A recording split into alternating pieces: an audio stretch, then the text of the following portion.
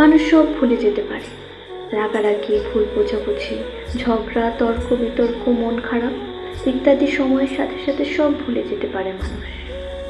শুধু ভুলতে পারে না কিছু কথা। প্রিয় মানুষের মুখ থেকে নিজের ব্যাপারে শোনা কিছু কিছু কথা মানুষের ভিতরে বাজতে থাকে অদৃশ্য টেপ রেকর্ডারের মতো।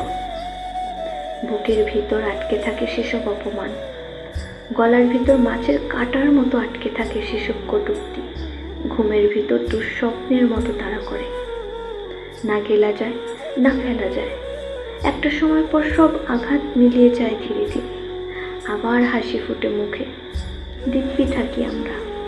তারপর হঠাৎ কোনো ঘুম না আসা একলা রাতে স্মৃতির বারান্দায় পায়চারি করতে করতে আমরা পৌঁছে যাই সেই সব কথার কাছে।